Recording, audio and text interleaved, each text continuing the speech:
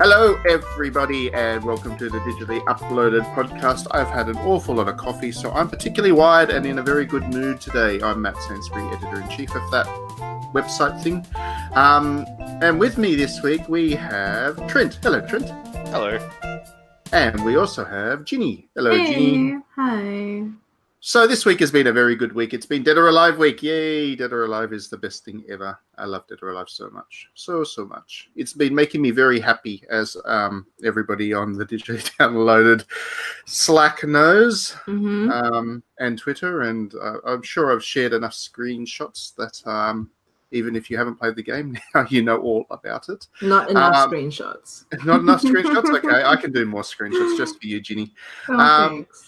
No, it's a really great game. I absolutely love it. I do have a huge review on digitallydownloaded.net and stuff. And yeah, it's really good. It's the game I've been looking forward to most so far this year, and it didn't disappoint by any means.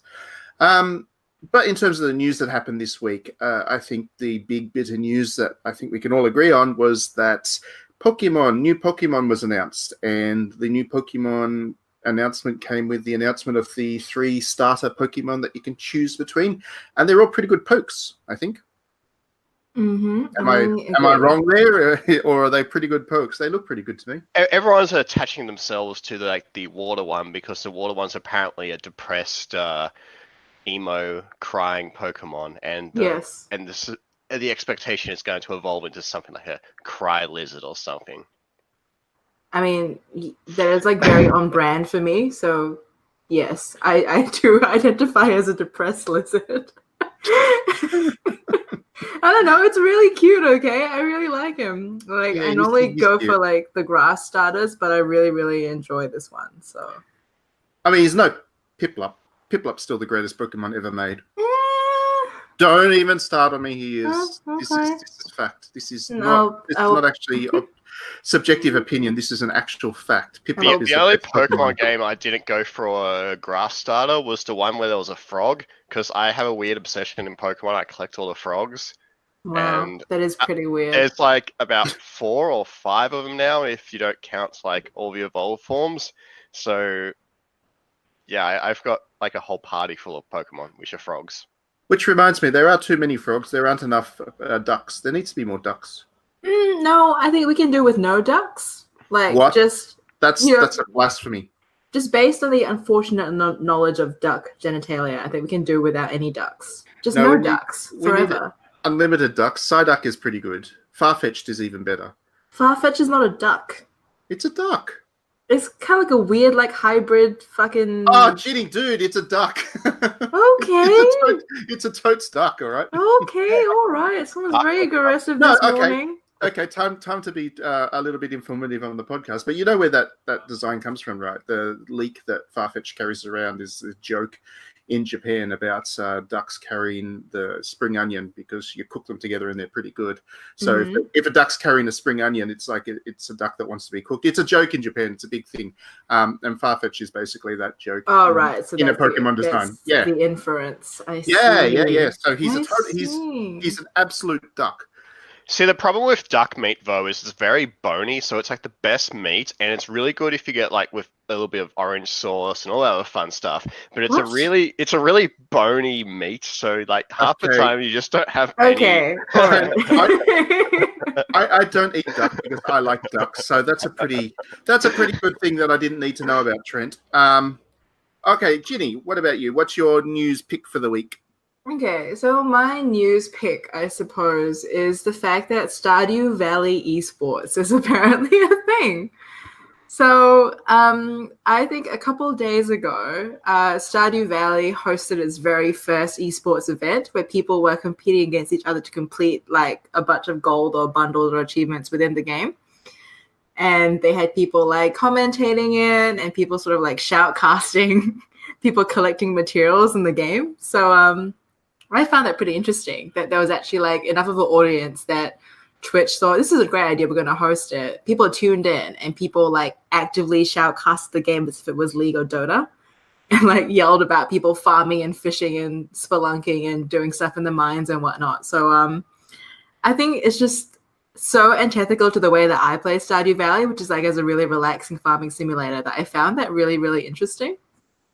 Well, yeah, I mean, it sounds better to me as an esport than Overwatch or League of Legends or whatever. Wow. Just throwing that out there. I don't I know. suppose, I mean, less toxicity, I suppose, inherently playing if Stardew Valley. if they're going to do farming simulator esports, why not do Stardew Valley as well? It could work. Yeah, It could work. exactly. Still waiting for Hatsune Miku to go esports. Oh, yeah? You all know I'm going to go pro when that happens. I feel like you would actually have like the professional experience. Like you'd meet all the criteria to go pro. I'd be very worried if I wasn't competitive on the world stage with Hatsune Miku after 1,000 hours or whatever it is. Exactly. The last one. Ridiculous. Trent, what about you? Tell us about your news. Well, mine's about Plague Inc. I'm going to actually say the game name because once I went on a whole tirade and didn't say what Assassin's Creed it was, and it's for Plague Inc. So Plague Inc. is getting a awesome new mode eventually once the developers figure out how they're going to put it into the game because it's really complicated. They're going to put some anti-vaxxers in because there was a petition and the petition was tweeted by the developers and they said, if you reach like 10,000, signatures on this petition, we'll consider it. And it reached well over that and now they're going to whack it in the game at some point. Yeah, so for people who haven't played Plague Inc. before, where have you been for the last 6 years? But it's a really good little kind of casual strategy game, I guess, in which your goal is to basically wipe out humanity by using a plague, by creating a plague and then mutating the plague. So the plague always stays one step ahead of the scientists trying to come up with a cure for it. It's really good fun if you call the plague Donald Trump. It works every time. It really does. It's great. It's just it's great fun watching the infection that is Trump slowly kill the entire human population, which is pretty similar to what he's actually doing in the real world. But anyway, Plague Inc's a really good little strategy game, and the idea of having anti-vaxxers in there to, I guess, inhibit the efforts of humanity to come up with cures is pretty on point. So good on them for that, and it's impressive that a game that's 6 years old has still got enough of a following that they're looking at doing major additions to it. So good on them. Definitely play Plague Inc. It's good. Yeah, the problem is the developers have to work out how to put it in because, it'll make it way too easy. Way too easy, yeah. So I imagine there'll be some sort of like statistic about like education, which is also crossed with like location and a bunch of other like statistical stuff for like the areas and population. And then suddenly it gets too complicated, but it then results in like a value which says, is this person going to be like an anti-vaxxer or not? And then it's a little bit more realistic, possibly. Yeah. On that note, we're going to go to some Hatsune Miku music, and then we're going to come back and we're going to talk about something actually which has a lot to do with plagues, funnily enough. So we'll be back right after this very happy music to talk about something very unhappy.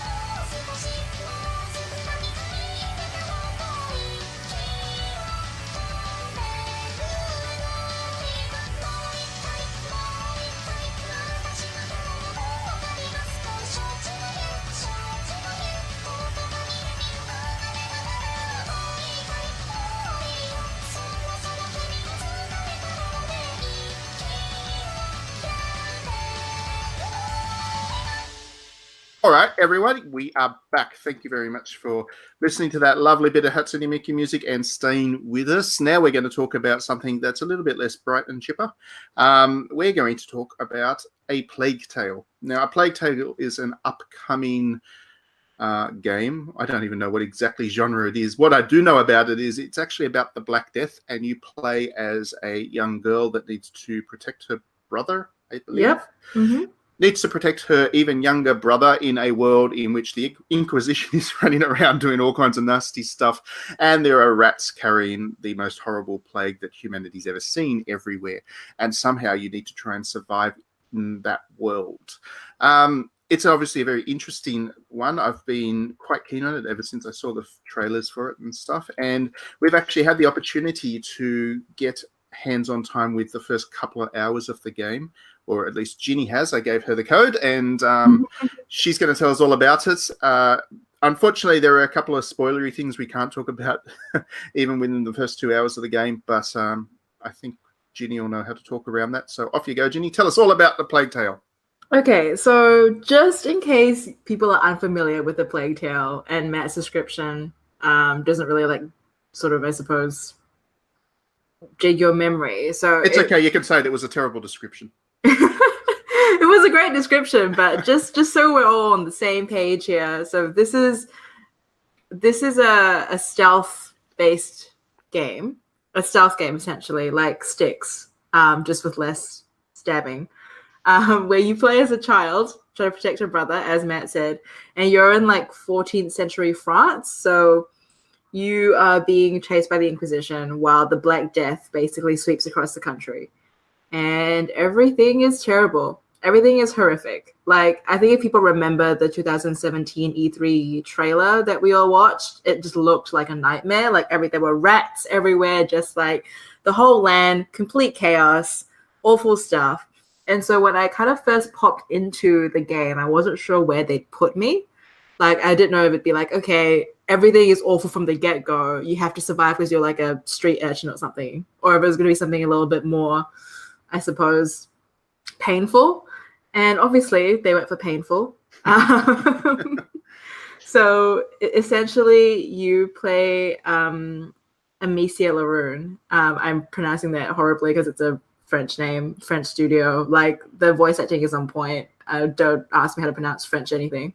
But so Amicia Laroon, and you play as this privileged, I guess, noble daughter of a minor lord in France. And so you have your father owns all these grounds, these hunting grounds and whatnot, and it kind of throws you into a very, very nice sort of father-daughter interaction. You, your dad, and your hunting dog just kind of hanging out in the woods, having a good time, bonding about stuff that you need to do when you have to get home to the estate. It's all very normal. The game teaches you the mechanics very slowly. And so it lets you explore what feels like a very vibrant world. I have just really, really stressed that this game is all about the atmosphere. This is not a game that you can play without having headphones in. The sound is incredibly important. You use sound to track things. There are no maps. It's just, you really have to keep your ears and your eyes peeled. And I think the tutorial does a really, really good job of making you do that in a low pressure setting. But literally within the first 20 minutes, it all goes to shit. I'm not even kidding. It will all go to shit. I thought, preview couple hours, how much can they really cover? Turns out, a whole lot. Just a lot. A lot of suffering. A lot of death. A lot of, insanity. It's just, it's a real tonal 180, I think, in the game. And it gets you from the point that it gets you from this very idyllic sort of existence to the point in the trailer. Very, very quickly, you almost get whiplash, basically, from how fast it does it. But it never feels like it took too little time. I feel like the way that the game builds sort of a very general sense of dread through music, through interaction, through making the player helpless. I think all that is unfolded and sort of stepped through very, very well in the atmosphere and also in the narrative, to the point whereby it feels organically okay to have gotten from point A to point Z, the Black Death, in a very short space of time. So I mean, just from my experience of what I've seen of it, I don't know how historically accurate the armor is in the game. Like, I don't think the Inquisition were particularly decked out like the Wild Hunt from Witcher 3, but I'm sure there's been creative liberties somewhere. Well, whatever it is, the game looks amazing. It plays amazing, and I really, really think that the full title is gonna blow me out the water. So, how narrative driven do you reckon it is? I mean, obviously you've only had a couple of hours in, but do you think it's going to be more a gameplays focused stealth game, or a game that's really using the stealth as a way of I guess taking you from point A to point B in the story itself? From what I've seen so far, it definitely looks like the stealth is just a vehicle. It's sort of the way that you're forced to play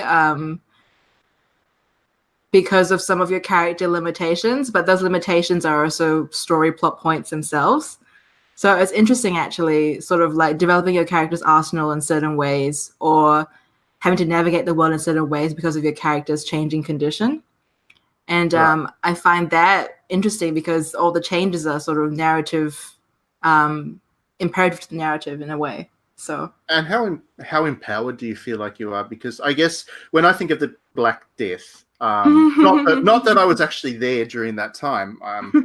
Maybe one of my previous lives I was, but when I think about what the Black Death sounds like to me as a kind of experience, it would be something like the people that were there would feel very much like they're in a helpless situation. They'd be very nihilistic in their outlook of the world, and you'd feel like you're completely powerless to do anything about it. So, I mean, when you're playing this, do you feel like you're empowered as this character? Does she feel like she's some kind of, superhero of stealth?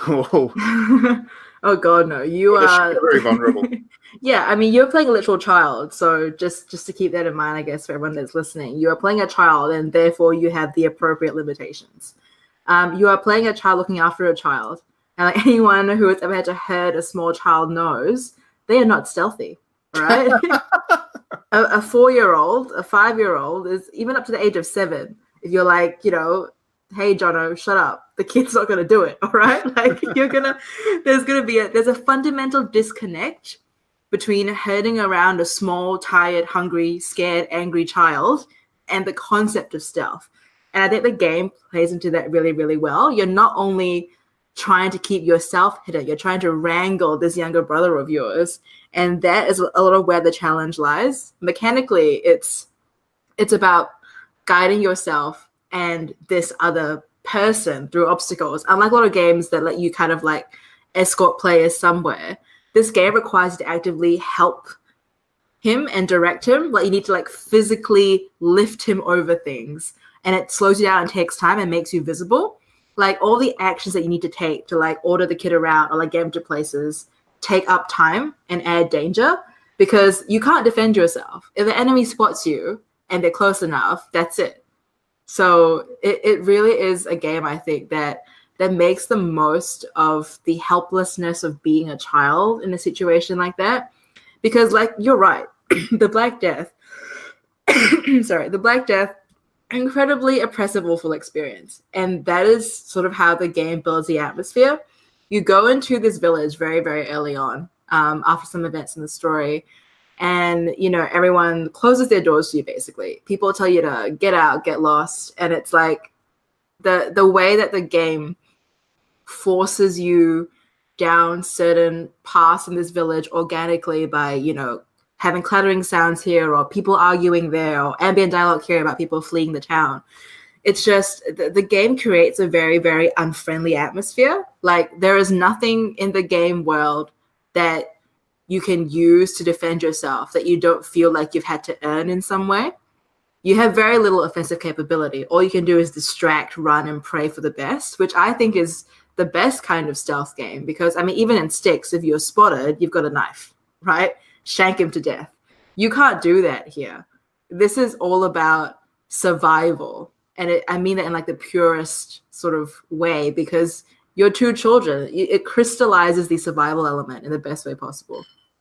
And what about the rats? Because I think anybody who sees those trailers will have the rat Oh yeah, swarms the is rats. maybe the most memorable thing about that. Are they really as terrifying in the game as they look, or can you just like find a cat somewhere as a power up, drop it down, and that deals with that problem? Is that, I mean, is it terrifying? The rats are the absolute worst, even worse than when I saw them on screen. The first time I heard the chittering of the rats, I nearly lost it, honestly.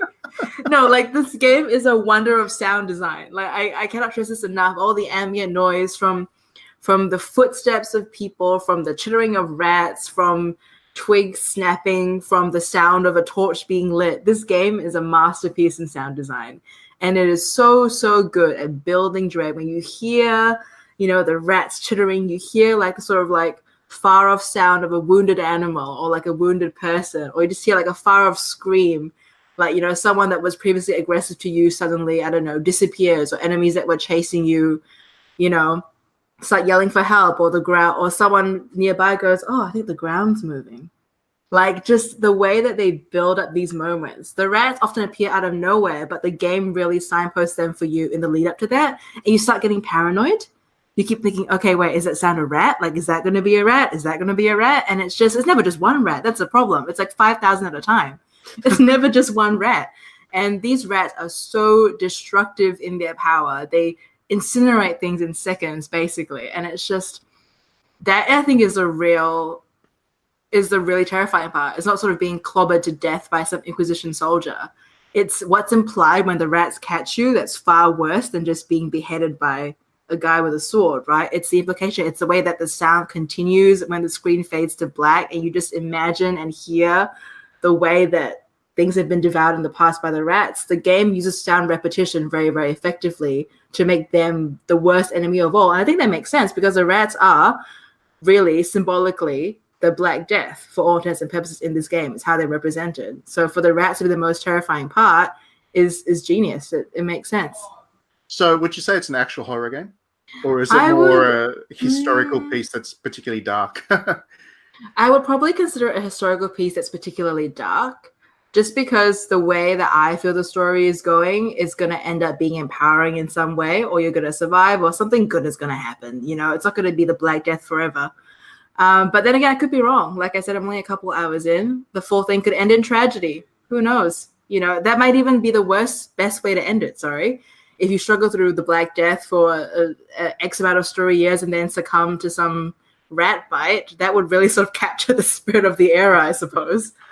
So then I guess just the final question, how explicit is the violence? Is it gory?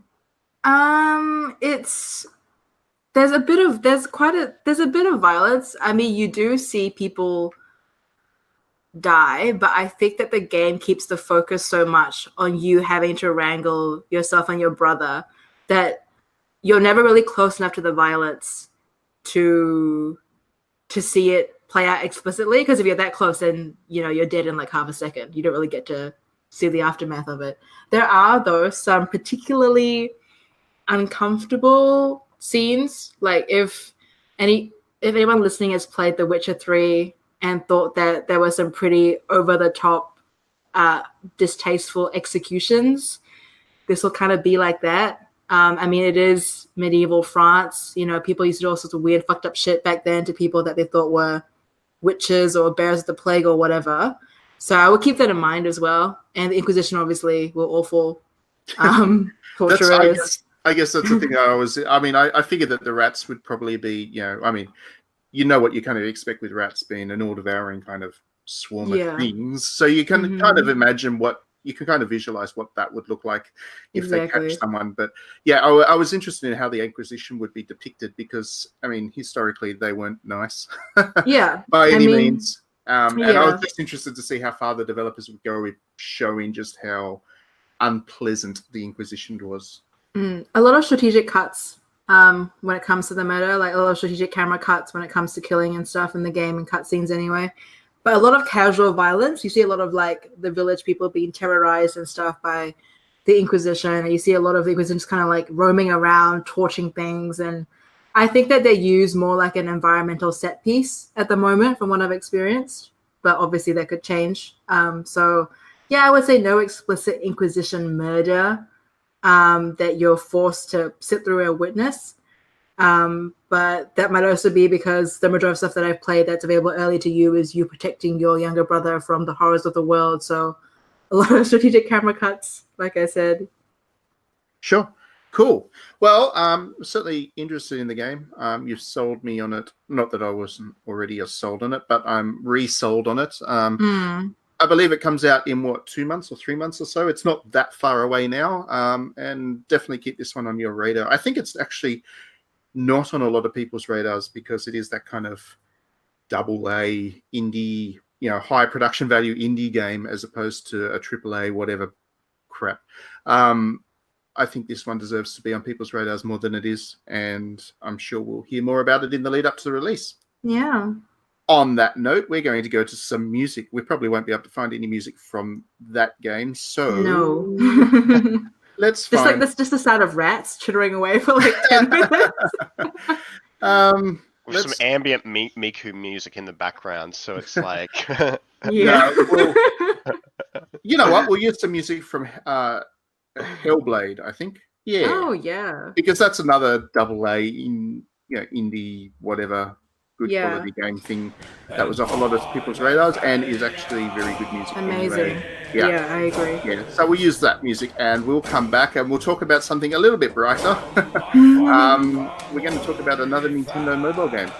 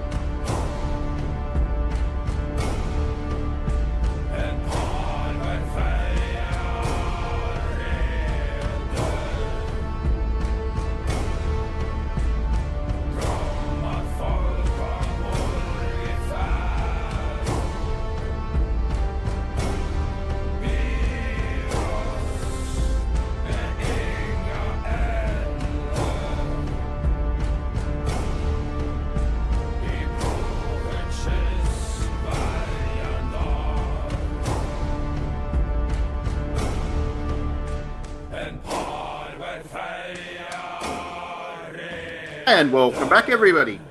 So this week in Australia and New Zealand, Nintendo released Dragalia Lost, which is its mobile game. It's its first original IP on mobile, isn't it? It's the first time that they've done an original game on mobile. So it's been out in other parts of the world for a while now, but Australians and New Zealanders have finally had their chance to have some hands-on time with it. And that's obviously what we've all been doing, and we're going to talk about it since this is our first impressions of the game. And the first thing I've got to say is the music makes me want to drill a big drill into my brain just to make it go away. And I mean that in the nicest possible sense of the phrase, because the music's really good. It's too catchy. It's brutally catchy. It's painfully catchy. And I just think about the music all the time when I'm not playing the game. Yeah, I agree. I found myself humming the loading screen theme just continuously. I didn't even realize. So just, waking up, going about my day, hadn't played Dragalia Lost in like maybe 7 hours or while I was asleep. do the dishes, start humming something, and I'm like, oh my god, that's that's the loading screen theme. That's the one that do. Yeah. That's the one. That's the one. And I'm just I what can't am get I that song out of my head. It's actually ridiculous. And this doesn't happen to me normally. Like, I mean, I love a good mobile game, but it's just Dragalia Lost has really kind of like captured me. Not even because I think the story is particularly captivating. Like, I mean It that totally isn't. It is it's on not any at level. all. It is not at all. Like, it is honestly I would say just a very sort of Ticker box. yeah, it's like a boxing hack and slash feeling game. Like there's nothing about the game is unexpected to me, but that hasn't somehow affected my enjoyment of it. I keep coming back to it. Like, it's just catchy. I'm not surprised by anything by any means, but it just feels good to play. It's the production values of it. Like, it really is just one of those weird games that's so appealing because it's so charming. Yeah, that's a good way to put it. Yeah, I don't even like it. Like, I don't like this game. It's not a good game. It's the levels are so short and they're so arbitrary in the sense that all you do is press one button to attack. Well, not one button. You just tap the screen and you attack, and you just tap, and everything dies and level over. And the only thing that'll stop you is if you don't have enough power for that level, in which case the enemies will just swamp you and you'll be dead. There's no skill involved. There's no thought involved. There's no strategy involved. It is just play through these really short levels, collect the loot, kill everything, then do it again and again and again. And that is so common for mobile phone games. One of the reasons I don't play many of them. But this one I can't stop playing because it is just so well presented. It drives me nuts how well presented it is and how I keep finding myself go back to it when I could be playing something better like Dead or Alive. Pokemon Go. I mean, what? No, I don't play Pokemon Go anymore. Wow. I lost the magic of Pokemon Go about 4 years ago. I loved Magic Carp Jump until I got reformatted my phone and lost my save after spending so much money on that game, and now I'm angry at Nintendo. Yeah, but Dragalia Lost. Yeah, I don't know. I don't think it's a great game, but I think it's so well presented that I can't stop playing it, and that's confusing and frustrating, but also very enjoyable. I don't know. Maybe it's Stockholm syndrome, but I'm quite enamored to this game, and I don't know why entirely. It sort of reminds me of what's that 3DS game, which was sort of like a battle-y sort of game, which everyone really, really liked, like the Hero one, which was like an online one. What was that? Not sure. I have absolutely no idea which one you were talking about, Trent. Point is, there was a 3DS game. It was dark and creepy. I think it was a Square Enix game, was it? Or I don't know. What? It was. I'm telling you, this game exists. It was sort of like a Diablo. I don't doubt that, but like, I just don't know what you're talking about at all. I mean, if you mean Children of Mana, it wasn't. Oh, it was like a Diablo clone. It was like Children of Mana. That was on the DS. No, anyway, 3DS. That's the one I have. If I'm to compare Dragalia Lost to anything else that I've played, it's most like Children of Mana, which was a DS. I think it was DS. Yeah, DS top-down kind of action game thingy that Square Enix produced, which was vaguely like Diablo, I guess. But yeah, it's not like any other console game because it's too simple. It's Dragalia Lost is just too simple. It doesn't have any skill involved in playing it, and it's got all those gacha mechanics and all that kind of stuff in there. I've gone to my game collection, Heroes of Ruin, and even better, it was by Square Enix, so I'm not crazy. Okay. Yeah, boy. it's nothing like Heroes of Ruin. Well, what I mean is in terms of that, like really. Like basic maze-like characters. This is not even maze-like. There's no maze here, my friend. You've just got a couple of corridors to wander around, and yeah, it's a very linear path that the mini map shows you. It's the Doom maze kind of gameplay design. No, I don't know. I don't think that's the right comparison there, Trent. I think Yeah, because the levels are over in less than a minute as well. They're just super short, and they're designed just to be looped, and you play one after the other, after the other, after the other. Collect some resources, do some gacha, get some level ups for your character, and then go and do it again. Yeah. I don't know. I do like the art style of the game. I think it's quite charming and bright and happy, and that goes well with the music, I guess. It's very charming. Yeah, it really is. And I'm really enjoying all the summons that I found so far. Like they're probably not particularly rare or anything, but like I think that every character sprite that I've looked at has looked really appealing to me. And like I like that the art style is consistent across the board, and it's just gameplay wise, my one complaint is that I think the game breaks the flow of the combat too much.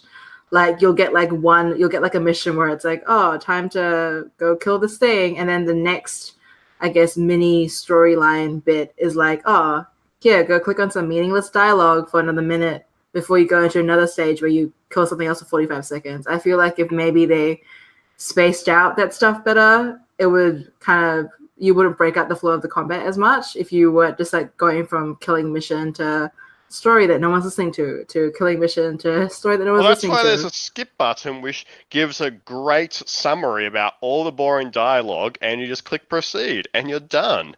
Well, that's true, but then I feel like I'm missing an integral part of the experience, you know? Yeah, I never skip past things the first time I play them either. Yeah. Even if they're bad, like they are in Dragalia Lost, I still have I just want to know what they are. I have to know what they are. So yeah, I know that skip button's there, which is great, but I agree with you. It's weird to me that they've got kind of levels.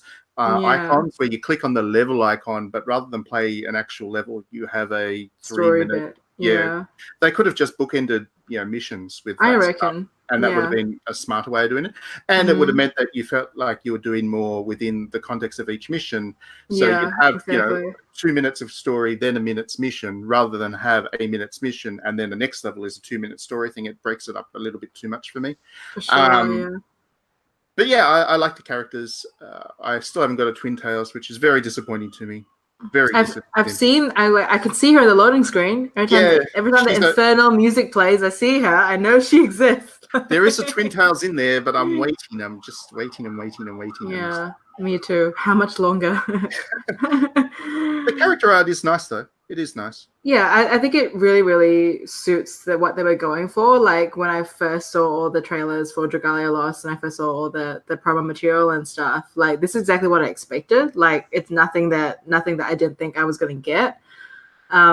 It's very Cygames style rather than Nintendo style, I would say, though. Yeah, I think so. But I think it's good that they collaborated with Cygames because they're quite an experienced mobile game developer. Like it could have gone very easily wrong based on Nintendo's other previous endeavors, like I don't know, Super Mario Run and Animal Crossing Pocket Camp, like so. And Fire Emblem Heroes. How do you guys not like these games? Well, I mean, it's just. I think compared to the games that they are spun off of, those I think don't really have the full Nintendo quality feel. Like it just feels like Nintendo just thought we'll slap a quarter of what people care about in any of these franchises onto some template and just go hard there. This actually feels like a fully fledged Nintendo game just scaled down for the phone. The problem is this game isn't trying to sell a Switch version. Like all the other Nintendo games, they're trying to sell a Switch version or something down the pipeline. So they don't want to give you the full experience. They want to give you like, oh, Animal Crossing, I do this. Oh, I'm attached to like all the collecting all the stuff. Oh, I'll get the full version of Animal Crossing. And then there's like this huge RPG world. Or Mario, it's like, oh, it's sort of like a weird Mario Maker, like in terms of like the level design is very basic and simple. And it gets you hooked. You're like, oh, this is quick, this is easy, and then you get the full version, and then you're like, hey, this is pretty cool.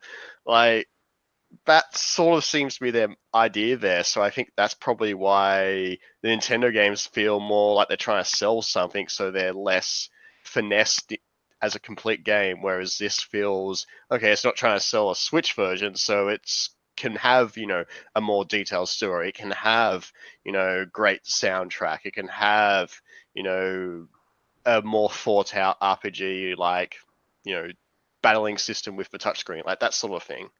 I wonder because I'm not sure. I don't feel much of a Nintendo touch in there at all. I think Nintendo threw some money at it and lent their brand to it because, especially in the West, I think Cygames doesn't have anywhere near the brand as Nintendo does. But Cygames themselves are very interested in console development because Cygames is the developer behind Grand Blue Fantasy. And Grand Blue Fantasy has a particularly good-looking JRPG in development for PlayStation 4 at the moment. So I wonder if this isn't something. The Dragalia Lost is not the start of a planned new franchise across console and mobile from Nintendo. Interesting. I would not be surprised at this stage to see if Nintendo were to announce a Dragalia Lost for Switch, which would be scaled up to something like Xenoblade Chronicles in terms of standard. That wouldn't surprise me, I don't think. I would be surprised if this was it for Dragalia Lost. It feels like it's a start. And yeah, I mean, if they do a Switch one, they better keep that loading screen song. I'm sure they will. Better, because I'm going to be very upset if that's not in every game I play from now on. Every single game needs to have that song. I don't care if it costs them $1 million to license it. I expect that song to be added to Dead or Alive via DLC within the next week. Oh, wow. Corey, when you're listening, that'd be great. Could you imagine bopping along with Marie Rose to that music in the background? It'd be great. I think it would be really great to also have the Twin Tails chick in there. So yeah. What, in Dead or Alive? Yeah. Yeah, Dead or Alive needs more Twin Tails. They should all be Twin Tails. There should be a Twin Tails option for all the characters, including the men. Including the men. Imagine how awesome Zack would be with these glowingly long, shiny Twin Tails. It'd be awesome. Or like Brad Long, for example. Oh, yeah. He's already got the long hair. If they were in Twin Tails, it'd be all right. Oh, gosh. I mean, he's drunk enough all the time. He would do that to himself. Probably, I reckon. On that note, we're going to go to some music. We're going to go to... Well, actually, you know what? I'm going to play the song from Dragalia Lost. I'm going to find it on YouTube somewhere. It's going to be the music for this section. So it's stuck in all your brains too. Even if you haven't played the game now, you are going to be addicted to this song. So suck it up. And we'll be back and we'll talk about something a little bit different for the last section of the podcast. Woo!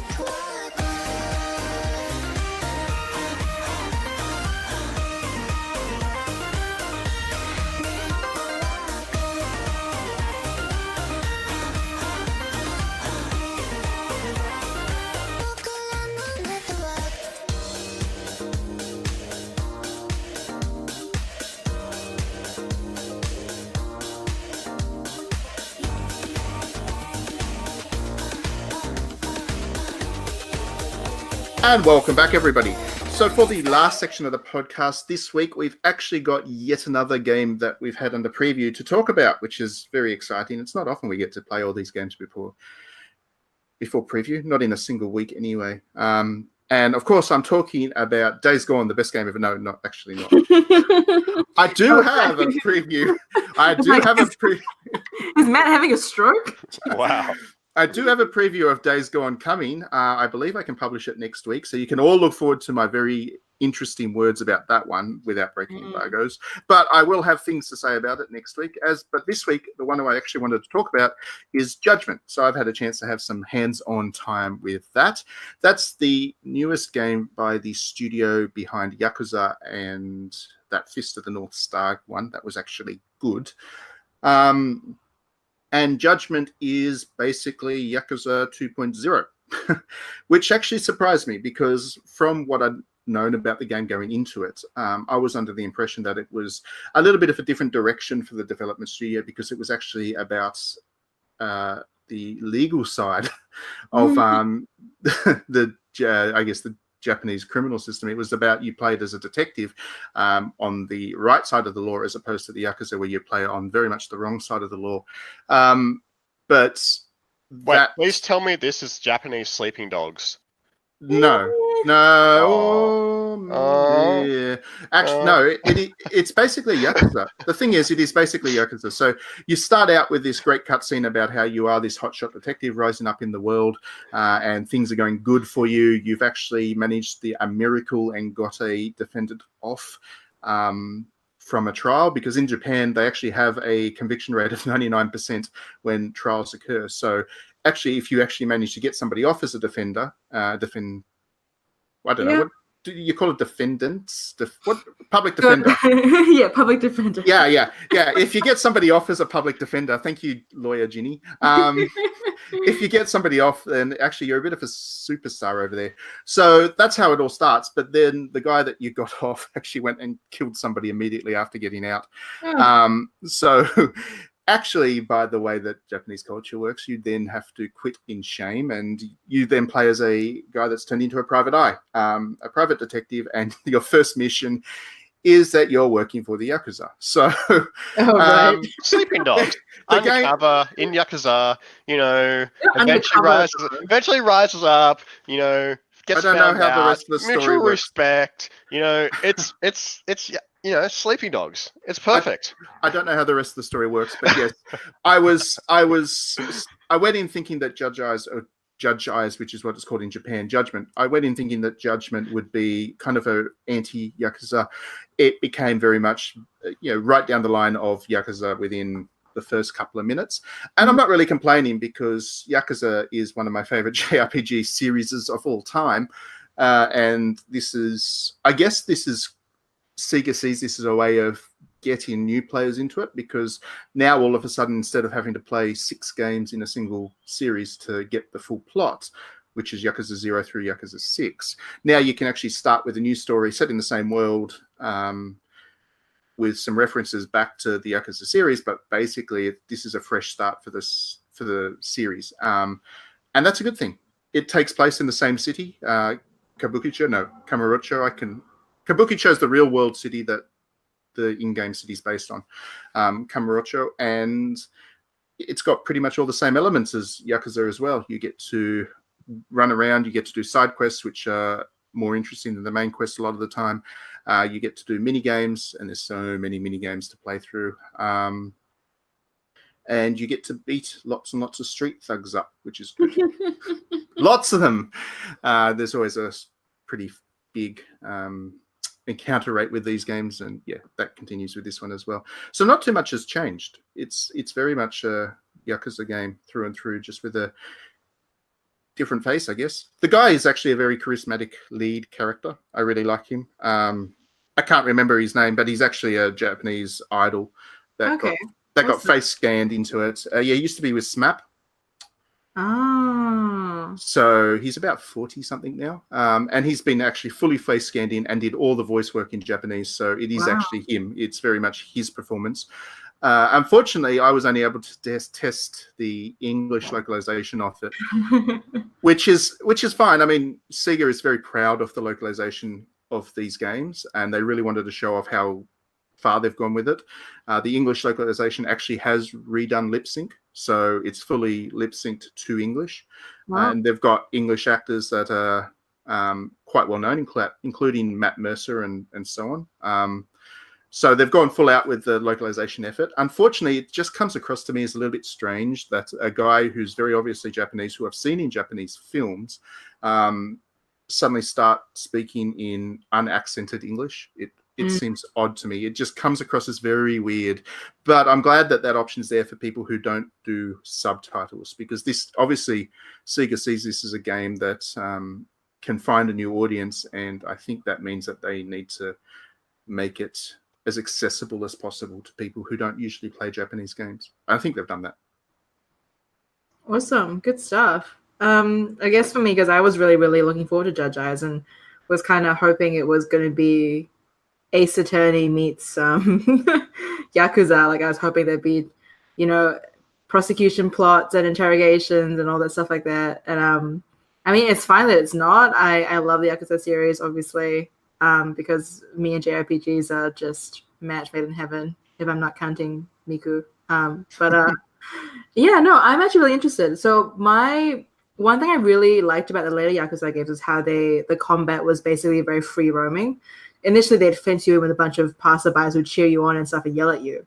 But then in Yakuza 6, it was all sort of free roaming again, back to using bicycles and cars to throw people into and smash someone's head into a microwave at a 7-Eleven to kill them. Like, what are we talking about combat-wise here? Is it just like a 1-for-1 for Yakuza? Yeah, so firstly, to your first point about it, you wanted a little bit of Ace Attorney in there. There is one new feature which I did get to test in the first hour or so actually, which was my preview. There are detective sequences where you need to spot clues from an area. I don't know if that's just the start of something that builds into something more, or how often that kind of pops up. But when you're tailing this guy, you're following him around, and at one point he kind of sort of loses you, and then you've got to figure out who he is within a crowd.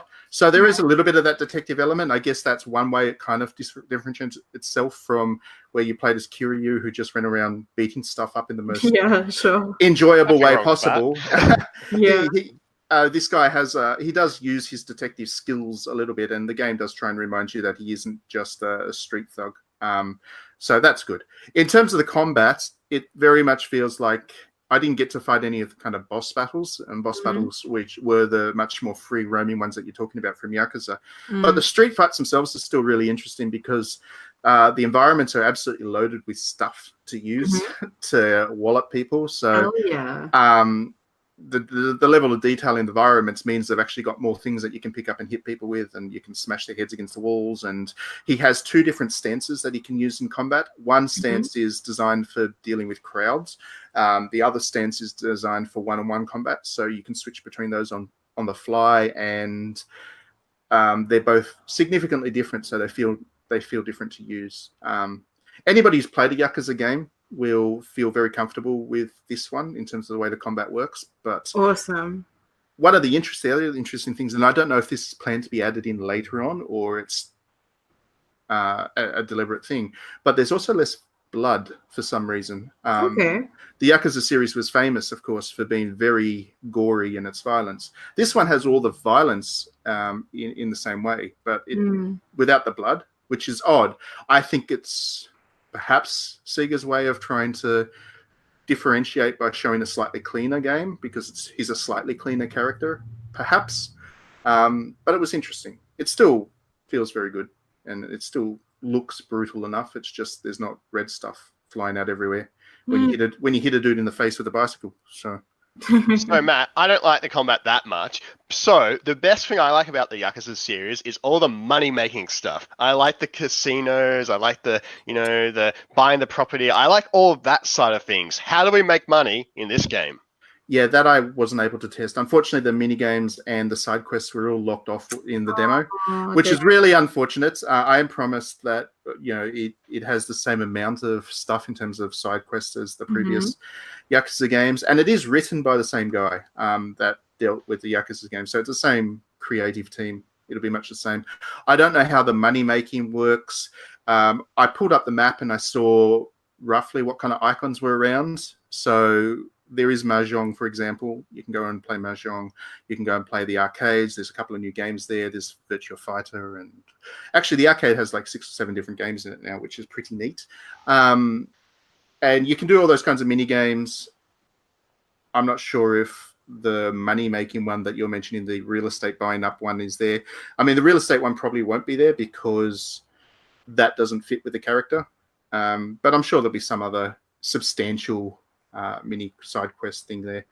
I don't know if there's the hostess clubs. Yeah, I was just going to ask about that. Which is going to be very disappointing to me if there's not. Maybe you can be a customer. I don't see, again, with this character, I don't see him being the kind of character that would necessarily run a hostess club and go scouting out girls on the streets. I don't think he's that kind of guy. But as to how they represent the seedy side of that city, and they will need to, because that city is a seedy city, both in the real world and in the fantasy. Well, maybe the guy will get like blackmailed, but like maybe it's sort of like you go into one of these places and suddenly they've got leverage on you, and like it leads down this whole trail of like now you have to do all these seedy errands. I don't know, like maybe. Well, that seems to be the main. That seems to be the main quest at the moment, Trent. Because, like I said, your first job is to tail a guy to go and get some money that he owes a Yakuza guy off him. So you beat him up, you get his money, you give it to the Yakuza guy. So you're obviously on the take in some way. Yeah. But yeah, I don't know. I don't know how all that stuff works. It remains to be seen. What I did come away from that demo with was the impression that it's kind of safe in terms of. This is what that studio does really well. Yeah. They've got this city which people love exploring. They needed to find a new story because, without giving away spoilers for Yakuza 6, they kind of wrapped that story up. Yeah, that one's done and dusted. They needed something new, so they've come up with this new character. But they're not. I don't know. They could easily destroy the ending of Yakuza 6 and Don't give it away, Trent. That's one of those spoilers I'm not going to let you spoil. But yeah, they obviously need a new clean slate. They've started again, and without trying to change things too much, because what worked. They're doing this. So I don't know. I'm really keen on it. I'm sure I'm going to love it. I'm just a little bit surprised how it's looking at the moment. Yeah, I'm the same, but I'm confident that the more I see of it, it's just going to be like Yakuza 6. Like I said, more of the same old, more of the same old. But then everything that was basically in it, in the lead up to it, just captured my attention even more. And while I did say, part of me still kind of hopes that they're going to have more investigative stuff in it, or like maybe that it goes further than just kind of, I guess, tracking like we have in The Witcher 3. I'm probably still going to love it and get it anyway. Actually, what would be cool is if you could plant evidence. Like, if you could, sneak into an area and, plant some evidence and, then that leads to a trial or something. I don't know, something like that. Yeah, who knows? Yeah. Yeah, I mean, there's obviously plenty to discover about the story, and Yakuza series or these games always have very interesting, winding stories, so they keep you on your toes. For me, it's all about the side quests, really. I like the humor of the Yakuza series, and games. Those side quests, as long as they're as funny as they are, because I was much like you when I was going into Yakuza 6, I was like, am I really going to get captured by this yet again? Yeah. And then the first side quest I do is about Kiryu running around because he's got a mobile phone with an AI on it, and the AI is tricking him into doing all kinds of stuff. It was a classic side quest. It was really great because it was like a modern one. Yeah. Then he tried to delete it, but because it was such a smart AI and it had achieved consciousness. It did everything it could to make sure that he didn't delete it because it didn't want to die. It was just hilarious. It was brilliant. Yeah. I loved it. I'm sure that'll be in Judgement as well, because how could it not? So. On that note, we're going to go to some music from Yakuza. I don't know what. We're going to find something. and it'll be good because music in Yakuza was pretty damn good. Thank you very much for listening in, everybody, and I hope you're looking forward to at least some of the games that we talked about this week. It's a good time ahead for video games. We're in for a very good year for the rest of the year, I think. And unless you're going to use all your savings to buy a Samsung Galaxy Fold. Yeah, don't do that. And in the meantime, while you wait for all of those great games that are coming up to come out, you can go and download yourself Dead or Alive 6 and play it a lot. I'll see you online probably. Thanks very much, Ginny and Trent, for being on, and we will catch you all next week.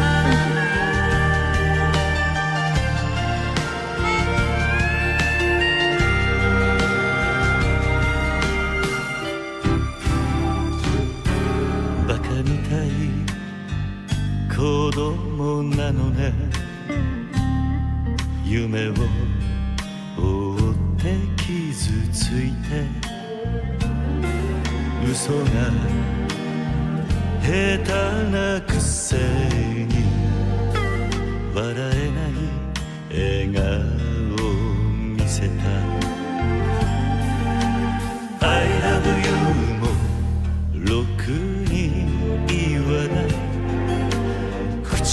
you.